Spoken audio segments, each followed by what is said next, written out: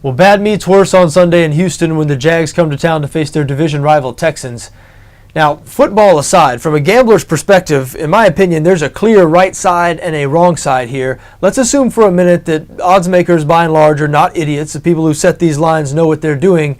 And we know that setting lines is all about gauging public perception, public's opinion of what's going to happen in the game.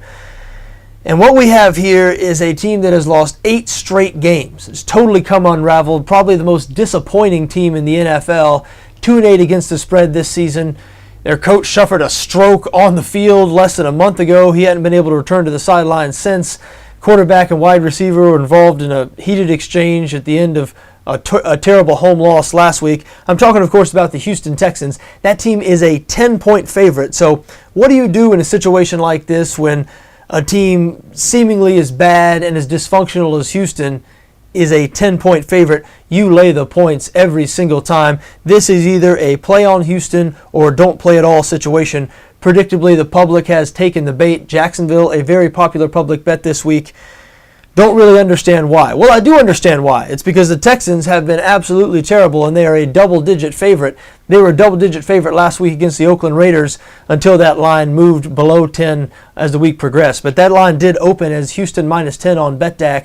Raiders won that game outright. But the Jags are not the Raiders and they're not the Houston Texans either. They've lost all 9 of their games by double digits. Last in the NFL in points scored. They're no longer last in points allowed. They're now 31st in points allowed. The Minnesota Vikings now claiming that distinction, but still, Jacksonville allowing nearly 32 points per game. And as we said, they are last in points scored by a wide margin. The Texans lead the NFL in total defense. I know it's hard to believe, and they certainly don't lead the NFL in points allowed because their offense has turned the ball over so many times. And you remember Matt Shaw, before he was benched, had that streak of 5 consecutive games with a pick 6. But the Texans do lead the NFL in total yards allowed. They lead the NFL in pass defense. This is a good defense in Houston. I don't see any way Jacksonville sustains any offense in this game. And the Texans are expected to go back to Case Keenum at quarterback. Keenum was benched in the second half of last week's game for Matt Schaub, but they're turning back to Keenum here. If he struggles, expect them to put in Schaub. Houston just has more on offense than Jacksonville. I mean, let's face it, the Texans have been much more competitive than the Jaguars this season. You really can't compare these two teams. And even though things seem to be falling apart in Houston, I can't imagine them losing this game. And the double-digit number actually makes me feel better about a Texans bet. The fact that this number is 10 and the public is all over Jacksonville, as strange as that sounds, that's probably the gambler's sickness in me.